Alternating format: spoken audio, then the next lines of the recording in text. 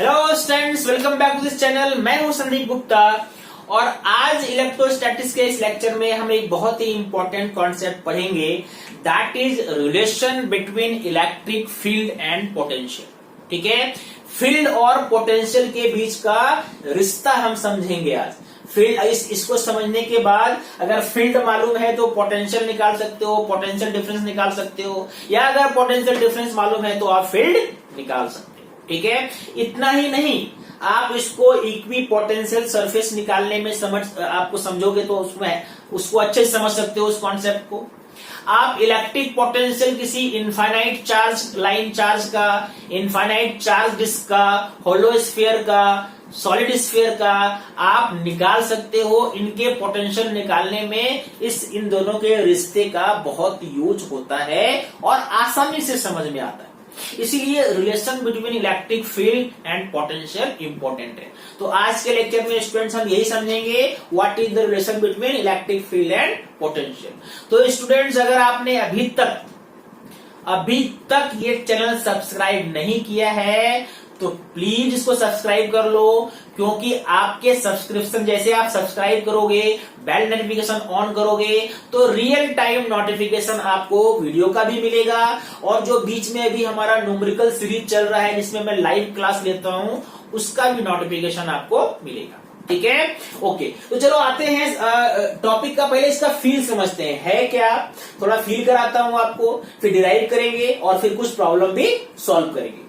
मान लो कि एक इलेक्ट्रिक फील्ड है, ठीक है, कैसा भी इलेक्ट्रिक फील्ड है। मान लो कि मैंने एक इलेक्ट्रिक फील्ड यहां पे ऐसा बना दिया, ऐसा ये इलेक्ट्रिक फील्ड वेक्टर है, ठीक है। और इसमें आप एक चार्ज पार्टिकल को मान लो ए से बी इधर ऐसे लेके जाते हो, ठीक है, इस डायरेक्शन में, मतलब ए से बी आप ऐसे किसको लेके जा रहे हो, प्लस क्यू चार्ज को लेके जा रहे हो। तो आपको अगर वर्क डन चाहिए तो आप ऐसे वर्क डन कैसे फाइंड करते हो, आप एक छोटा सा कोई एलिमेंट लेते हो। मान लो कि आपने एक छोटा सा डिस्प्लेसमेंट यहां पे कंसीडर किया dr, ठीक है। अब इस डिस्प्लेसमेंट में आप मानते हो कि ये फोर्स कांस्टेंट रहा होगा। कौन सा force, F equal to q e, F equal to q e. समझ में आ रही बात। तो अगर ये F equal to q e इस पे फोर्स लग रहा है तो dr वेक्टर है ना, dr वेक्टर पे मतलब dr डिस्प्लेसमेंट में कितना वर्क डन हुआ है ना। हमें फील्ड के बारे में कुछ नहीं मालूम है, यूनिफॉर्म है, नॉन यूनिफॉर्म है, कुछ भी हो सकता है, ठीक है। तो अगर हम स्मॉल डिस्प्लेसमेंट dr वेक्टर के लिए वर्क डन निकालें तो वर्क डन कैसे निकालोगे, dw equal to F vector dot dr vector. और F की जगह में क्या लिखोगे, F की जगह में लिखोगे q e vector dot dr vector. ये क्या है, ये वर्क डन है। किसका वर्क डन, इलेक्ट्रिक फोर्स का, क्योंकि ये इलेक्ट्रिक फोर्स ही मैंने लिखा है यहाँ पे। इलेक्ट्रिक फोर्स कितना लग रहा है, q लग रहा है, करेक्ट है, ओके। अब जरा सा मुझे बताओ कि आपको वो फॉर्मूला याद है कि change in potential energy equal to negative of work done by electric forces. याद है ना आपको, बिल्कुल याद होगा, आपने पढ़ा है अच्छे से। तो यहां पे अगर आपने ये फॉर्मूला यूज किया, चेंज इन पोटेंशियल एनर्जी, और ये कितना है, माइनस साइन के साथ लिखोगे तो हो जाएगा q e vector dot dr। Q को इधर लेके आ जाओ, that means delta u upon q equal to minus e vector dot dr vector. क्यों मैंने इसको बॉक्स में लिखा, क्योंकि यही आपको एक्चुअल में लाना था। क्यों, क्योंकि डेल्टा u बाय क्यू क्या होता है, डेल्टा u मतलब चेंज इन पोटेंशियल एनर्जी। तो change in potential energy per unit charge, उसी को तो बोलते हैं पोटेंशियल डिफरेंस। यानी डेल्टा u बाय क्यू क्या है, एक्चुअल में पोटेंशियल डिफरेंस है, dv लिखता हूं मैं इसको। तो dv equal to minus e vector dot dr vector. यानी आपको नेगेटिव साइन भी है, मतलब आपको पोटेंशियल डिफरेंस में और इलेक्ट्रिक फील्ड में जो रिलेशन आने वाला है उसका बेसिक कॉन्सेप्ट समझ में आ गया। ये तो मैंने बात किया आपको बस ये थोड़े से डिस्टेंस के लिए। अगर ये पूरा आप चाहते हो कि ये जो मान लो ए पॉइंट है, ए से बी तक के का आपको अगर पोटेंशियल डिफरेंस चाहिए तो इसको भी कर सकते हैं। इसमें क्या है, मान लो कि ए का पोजीशन वेक्टर r1 लिखते हैं, है ना, और इसका कोऑर्डिनेट मान लो x1, y1, z1 है, और इसका पोजीशन वेक्टर कितना है इसका लिखेंगे, इसका r1 वेक्टर लिखेंगे, और इसका पोजीशन वेक्टर मान लो r2 वेक्टर है और कोऑर्डिनेट है x2, y2, z2। तो अगर पूरा पोटेंशियल डिफरेंस आपको ए और बी के बीच का चाहिए तो इसको क्या करना पड़ेगा, इंटीग्रेट करना पड़ेगा, मतलब इंटीग्रेशन ऑफ डीवी, ठीक है। और ये इंटीग्रेशन कहां से कहां तक होगा बच्चों ये बताओ। ये एक्चुअल में पॉइंट ए जिसका पोजीशन वेक्टर r1 वेक्टर है और पॉइंट बी जिसका पोजीशन वेक्टर r2 वेक्टर है, ठीक है। पोजीशन वेक्टर के टर्म में पहले मैं लिमिट लिखता हूं, ठीक है। ये हो गया r1 वेक्टर और b जो कि r2 वेक्टर है, ठीक है। ऐसे सॉल्व करेंगे तो पूरा पोटेंशियल हमें मिल जाएगा। अब देखो मैं इसको अगर एक्सपेंड करूं, ये क्या हो जाएगा, r1 का कोऑर्डिनेट के टर्म में भी लिख सकते हैं। कोऑर्डिनेट क्या है, x1, y1, z1, ये क्या है x2, y2, z2। तो ये क्या होगा, potential at B minus potential at A, left side में तो वही आने वाला है। दैट मीन्स ये क्या रिप्रेजेंट करेगा, potential difference. That means potential difference, total potential difference between A and B।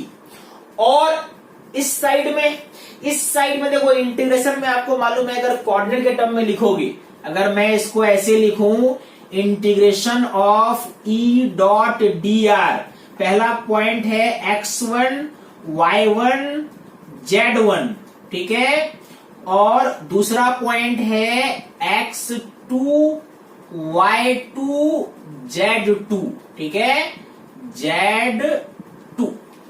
तो dr को एक बार x के साथ कर, x के dx रख के करेंगे इंटीग्रेट, है ना, माइनस सही नहीं यहाँ पे। dr के जगह में dx रख के एक बार x1 से x2 करेंगे इंटीग्रेट, फिर dr के जगह में dy रख के y1 से y2 करेंगे इंटीग्रेट, और फिर dr के जगह में dz रख के z1 से z2 हम इंटीग्रेट करेंगे। यानी ये इक्वेशन कैसा आएगा, तो देखो आपको जो पोटेंशियल डिफरेंस का फॉर्मूला आया, मतलब VBA एक्चुअल में क्या आया, minus integration of E dx, ठीक है, E dx कहां से कहां तक, x1 से x2 तक, plus integration of E y dy, ठीक है, E y dy कहां से कहां तक, सॉरी, y1 से y2 तक, और फिर से इंटीग्रेशन ऑफ Ez dz, है ना, कहां से कहां तक बच्चों, z1 से z2 ब्रैकेट क्लोज, ठीक है। यहाँ पे इंटीग्रेशन जो है Ex जब मैं बोलता हूं तो इलेक्ट्रिक फील्ड वेक्टर, है ना, इलेक्ट्रिक फील्ड वेक्टर का x component, electric field vector का y कॉम्पोनेंट और इलेक्ट्रिक फील्ड वेक्टर का z कॉम्पोनेंट। यहाँ पे आपको क्वेश्चन में E वेक्टर दिया होगा कैसा, EXi cap plus EYJ cap plus EZ के कैप, और जो dr वेक्टर है वो कैसा दिया रहेगा, displacement vector dxi cap plus dyj cap plus dz के कैप, ठीक है। ई वेक्टर के जगह में हमने इसको रखा और dr के जगह पे ये रखेंगे, तो एक्चुअल में इस फॉर्मूला से आप पोटेंशियल डिफरेंस निकाल सकते हैं। यानी आपको अगर इलेक्ट्रिक फील्ड दिया हुआ है तो पोटेंशियल डिफरेंस कैसे निकालेंगे उसका कॉन्सेप्ट समझाया। अभी थोड़ा सा फील आया है, एक क्वेश्चन इस पे सॉल्व करते हैं, उससे देखो पूरा कंप्लीट फील आएगा, बहुत अच्छे से समझ में आएगा। हाँ, लेकिन पहले इसको नोट कर लो। ओके, जो अभी आपने पढ़ा उसी पे एक छोटा सा क्वेश्चन लेते हैं ताकि कॉन्सेप्ट क्लियर हो जाए। क्वेश्चन क्या है? Electric field in a region is given by e vector is equal to 2i plus 3j minus 4k। आपको पोटेंशियल डिफरेंस बताना है उस रीजन में, दो पॉइंट के बीच में, दोनों का कोऑर्डिनेट 0 0 0 दैट इज ओरिजिन, और सेकंड है 1 2 3 आपको बताना है। ठीक है, फॉर्मूला सिंपल सा आपको मालूम है कि पोटेंशियल डिफरेंस जब हम फाइंड करते हैं डीवी, ठीक है, जो भी आपको पॉइंट दिया, कौन सा पॉइंट है, मान लो पॉइंट इसको ए लिखते हैं और इसको पॉइंट बी लिखते हैं। ठीक है, मान लो ये पॉइंट ए है और ये पॉइंट बी है, तो कैसे निकालते हैं? इंटीग्रेशन करते हैं हम। ठीक है, ई vector dot d are vector, पहला R1 वेक्टर, दूसरा R2 वेक्टर। R1 वेक्टर यहाँ पे तो 0 0 0 है, R2 वेक्टर क्या हो जाएगा? 1 2 3। ठीक है, कहने का मतलब अगर आप डी आर वेक्टर लिखोगे तो 1 minus 0 that is I cap, 2 minus 0 that is 2j cap, और 3 minus 0 that is 3k cap.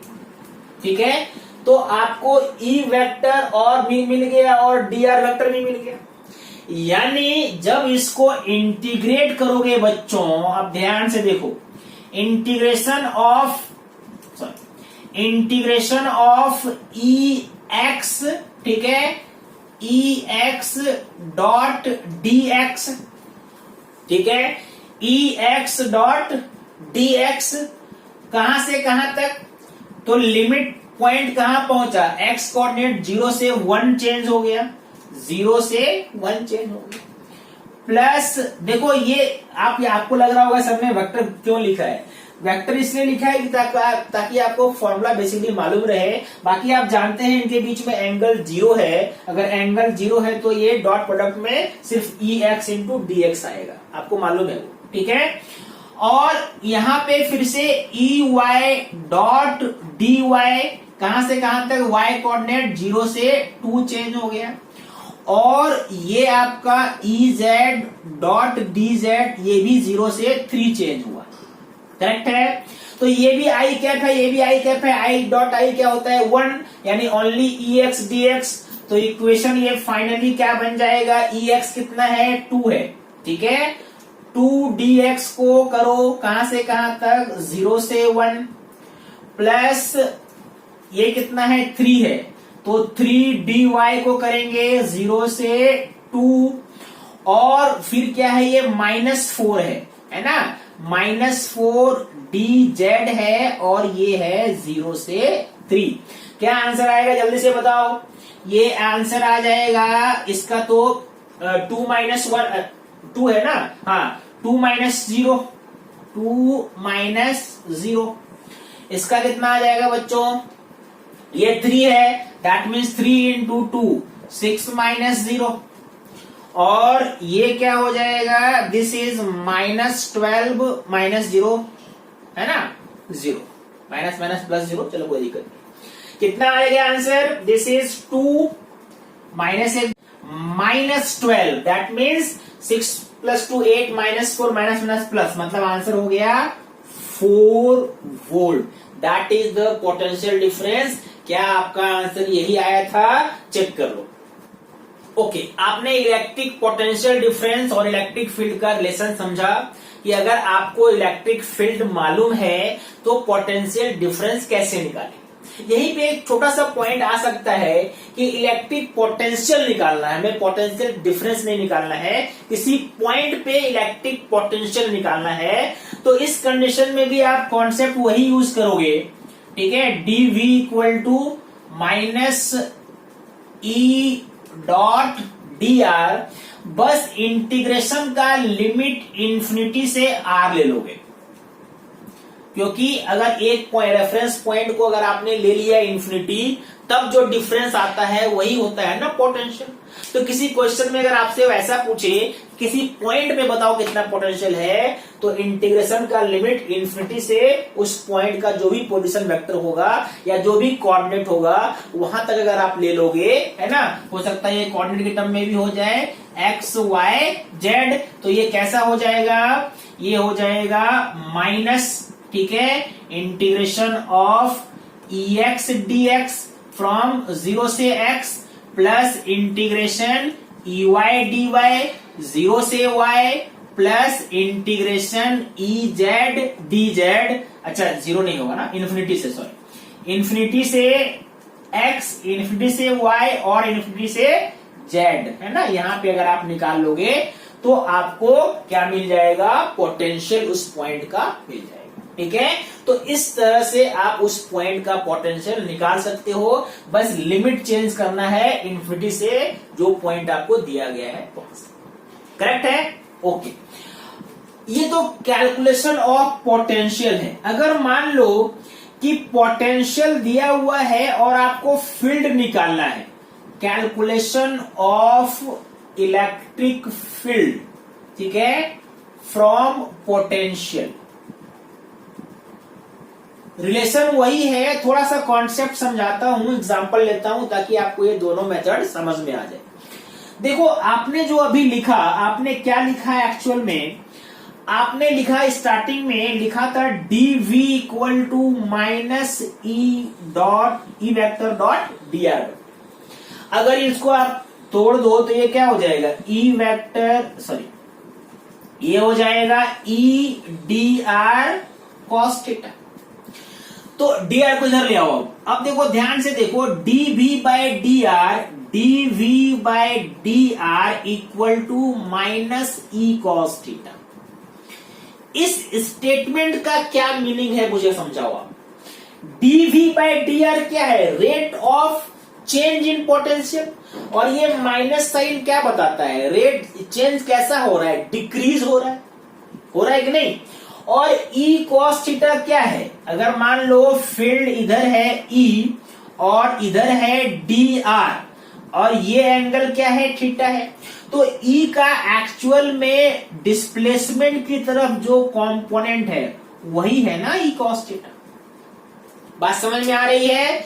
ई क्या है, इलेक्ट्रिक फील्ड का component in the direction of displacement, that is E cos theta. मतलब अगर मैं इसको एक स्टेटमेंट में लिखूं तो क्या लिख सकता हूं कि rate of decrease in potential, ठीक है, rate of decrease in potential, ठीक है, इज मैक्सिमम, या इज इक्वल टू आप लिख सकते हो ई कॉस थीटा, वो तो पहला स्टेटमेंट है। Rate of decrease in potential is maximum, कब होगा maximum, if cos theta is equal to 1, that is theta equal to 0 degree. यानी इलेक्ट्रिक पोटेंशियल सबसे फास्ट रेट में किधर कम होगा, in the direction of field, ठीक है, क्योंकि जब थीटा 0 हो जाएगा डिस्प्लेसमेंट का और इलेक्ट्रिक फील्ड का डायरेक्शन जब सेम होगा तो पोटेंशियल रैपिडली फॉल करेगा, है ना, this decrease will be maximum, ठीक है। ये जो रेट ऑफ डिक्रीज है इसको पोटेंशियल ग्रेडियंट भी हम बोलते हैं। तो अगर आपने थीटा 0 रख दिया बच्चों तो इक्वेशन क्या बन गया, d v by d r is equal to minus E, इधर ले आओ आप, that means E equal to minus d v by d r. इसको हम क्या बोलते हैं, पोटेंशियल ग्रेडियंट, इसको बोलते हैं पोटेंशियल ग्रेडियंट। मतलब इलेक्ट्रिक फील्ड आपको अगर फाइंड करना है, आप इलेक्ट्रिक फील्ड निकालना चाहते हो तो पोटेंशियल ग्रेडियंट निकालो और उसका negative of potential gradient will be electric field. समझ में आया बात। अब देखो इसको थोड़ा यूज करते हैं और अच्छे समझते हैं। इसको नोट करो पहले आप। मान लो कि अब देखो अगर मान लो इलेक्ट्रिक फील्ड आपने लिया है वेक्टर कंपोनेंट में ई x i cap plus E y j cap plus E z k cap, और ये जो डिस्प्लेसमेंट है डी आर, इसको लिखता हूं मैं D x i cap plus D Y j cap plus D Z k cap. तो अब ये जो डीवी बाय डी आर करोगे, अगर आपको कंप्लीट वेक्टर फॉर्म में इलेक्ट्रिक फील्ड चाहिए तो इसका integration d v by d r एक बार एक्स के रिस्पेक्ट में, एक बार वाई के रिस्पेक्ट में और एक बार जेड के रिस्पेक्ट में, है ना। तो इसको पार्शियल डिफरेंशिएशन बोलते हैं। हम क्या लिखेंगे इसको?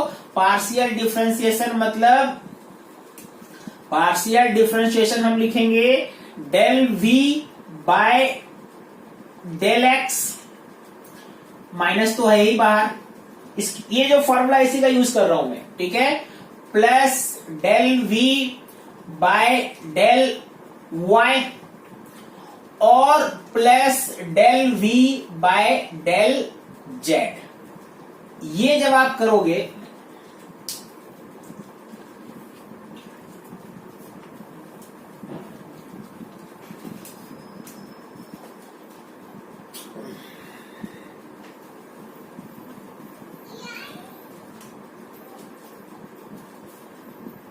अब अगर मान लो इलेक्ट्रिक फील्ड आपको वेक्टर फॉर्म में चाहिए और इलेक्ट्रिक फील्ड का वेक्टर फॉर्म कैसा है? E x i plus E y j plus E z k, ऐसा है। और डिस्प्लेसमेंट डी आर भी वैसा ही लिखो वेक्टर फॉर्म में, d x i cap plus D Y j cap plus D Z k cap. ठीक है, थोड़ा बच्चों मैथमेटिक्स का कॉन्सेप्ट है, यहाँ पे हम पार्शियल डिफरेंशिएशन करते हैं, क्योंकि यहाँ पे इलेक्ट्रिक फील्ड आता कैसे है? V को डिफरेंशिएट करके, मतलब पोटेंशियल को डिफरेंशिएट करके। लेकिन पोटेंशियल को किसके रिस्पेक्ट में करना है? डी आर के जगह में d x d y d z तीनों हो सकता है कि नहीं? जब तो तीनों अगर हो, यानी जो मैंने यहाँ पे लिखा है, तब पार्शियल डिफरेंशिएशन करना है ना। यानी इसको कैसे लिखेंगे? उस कंडीशन में अगर आपको ई वेक्टर चाहिए तो आई के लिए, है ना, अगर आपको ई कंप्लीट अगर लिखना है आपको तो ई, या चलो मैं अलग अलग लिख देता हूं, अगर आपको ई एक्स लिखना है, ठीक है, तो ई एक्स क्या हो जाएगा? डिफरेंशिएशन मतलब डेल लिखते हैं इसको, पार्शियल डिफरेंशिएशन का सिंबल है ये, del v by del x, ठीक है। दिस इज ई एक्स, मतलब यहां पे आप आई कैप लगा सकते हो। वैसे ही अगर जब ये डिफरेंशिएशन करते हैं बच्चों, तो वाई जेड को कांस्टेंट मानते हैं। वाई जेड को क्या लेते हैं? कांस्टेंट, मतलब सिर्फ हम एक्स के रिस्पेक्ट में v को डिफरेंशिएट करेंगे और y और z वाले को क्या एज्यूम करेंगे? वो कांस्टेंट है। वैसे ही ई वाई जब आप निकालोगे तो ये क्या हो जाएगा? Del v by del y। इस बार x z जो होगा वो कांस्टेंट होगा। और उसी तरह से जब आप यहाँ पे जे कैप लगा दो और जब आप निकालोगे ई जेड, तो उस कंडीशन में del v by del z करेंगे और एक्स वाई जो होगा वो कांस्टेंट होगा। समझ में आई बात? तो ये जब तीनों आपको मिल गया तो वेक्टर फॉर्म में लिखना कोई बड़ी बात नहीं है आपके लिए। आप क्या लिख दोगे? E vector equal to minus common ले लो, del v by del x i cap plus del v by del y j cap plus del v by del z k cap. यही है ना। एक चीज ध्यान देना, जब x के रिस्पेक्ट में करोगे तो y z कांस्टेंट रखोगे, y के रिस्पेक्ट में करोगे तो x z कांस्टेंट, और जब z के रिस्पेक्ट में करोगे तो x y कांस्टेंट। सिंपल सा है, समझ में। एक क्वेश्चन कर लो, क्वेश्चन करोगे थोड़ा और अच्छे से क्लियर हो जाएगा, है ना। पहले इसको नोट कर लो आप। अब जैसे देखो मैंने एक सिंपल सा क्वेश्चन लिया है ताकि आपने जो अभी पढ़ा था वो क्लियर हो जाए। मान लो पोटेंशियल किसी एक्स वाई प्लेन में दिया हुआ है, v equal to 5x square plus x y volt, और आपसे पूछ रहा है बच्चों find the electric field at the point 1-2 कितना होगा आपको बताना है। ठीक है, तो मालूम है आपको ये यहाँ पे इलेक्ट्रिक फील्ड चूंकि एक्स वाई प्लेन में है तो आंसर कुछ ऐसा आना चाहिए। ई x i cap plus E y j cap. ठीक है, ई एक्स क्या हो जाएगा, तो ई एक्स निकालने के लिए हम क्या करते हैं, डिफरेंशिएट करेंगे v को x के रिस्पेक्ट में, और क्या एज्यूम करेंगे, y z को के रिस्पेक्ट में हम क्या एज्यूम करेंगे, वो कांस्टेंट। यानी अगर आपने इसको डिफरेंशिएट किया 5 y z तो यहाँ पे है ही नहीं, तो सिर्फ यहाँ पे y कांस्टेंट है। 5x स्क्वायर प्लस 5xy यही है ना, इसको डिफरेंशिएट करना है ना। डेल अगर हम लिखते हैं किसके टर्म में करना है, ओनली x के टर्म में। ठीक है, तो आपको क्या मिल जाएगा, आपको ex मिल जाएगा। y को क्या मान के चलोगे, कांस्टेंट है, तो यहां पे देखो 5x स्क्वायर का डिफरेंशिएशन कितना हो गया, -10x, और y आपका क्या है, कांस्टेंट है। ठीक है, कांस्टेंट है, और यहाँ पे क्या है 5x, x का फिर से क्या हो जाएगा 1, तो क्या बच गया आपको -5y, ये हो गया ना, -10x -5y, तो एक माइनस बाहर में था। तो ये जो आया, this is the value of ex। अच्छा, अब चलो ey भी निकाल लो। ey क्या होगा, तो ey के लिए आप डिफरेंशिएट करोगे y के रिस्पेक्ट में, x अब आपके लिए क्या है, कांस्टेंट है।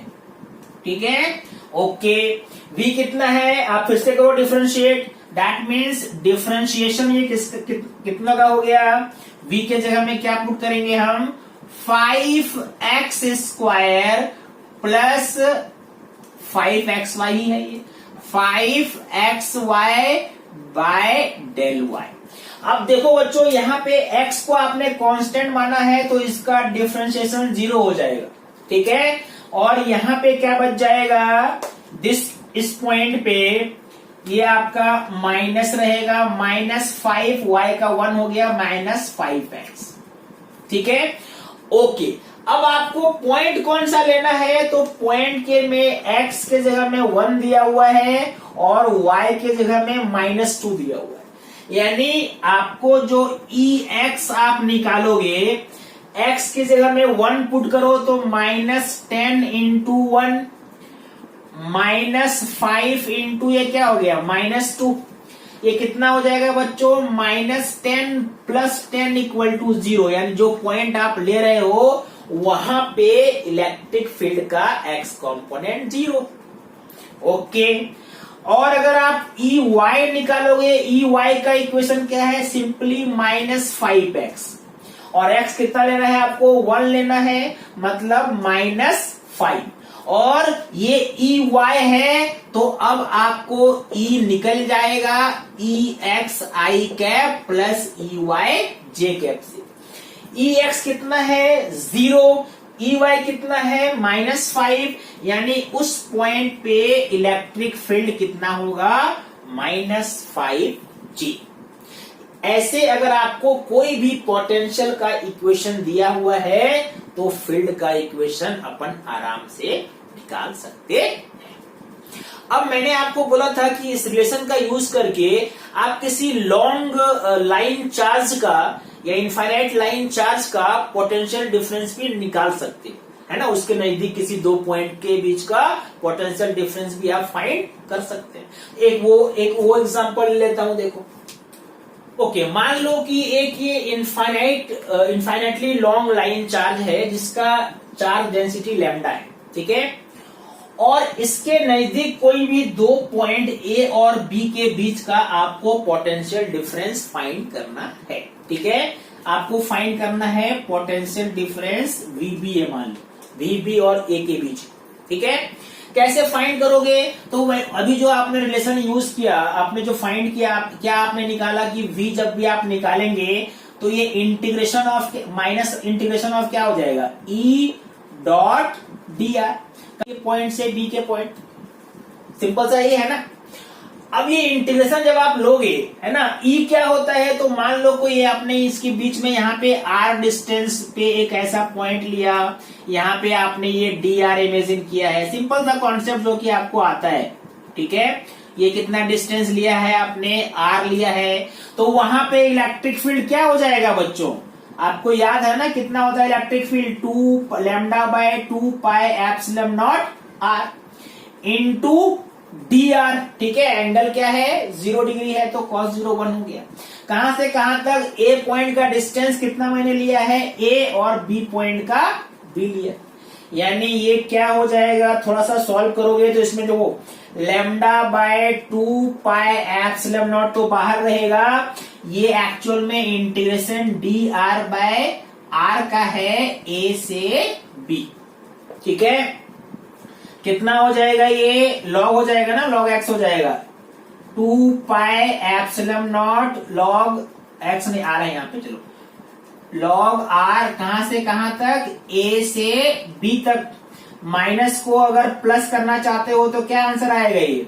ठीक है, lambda by 2 pi epsilon naught log a by b, that is the potential difference between A, ये है सिंपल सा, आपने इस कॉन्सेप्ट का यूज किया, देखो पोटेंशियल डिफरेंस आ गया, lambda by 2 pi epsilon naught log a by b. I hope आपको ये कॉन्सेप्ट समझ में आया, एक बार देख लो अच्छे से।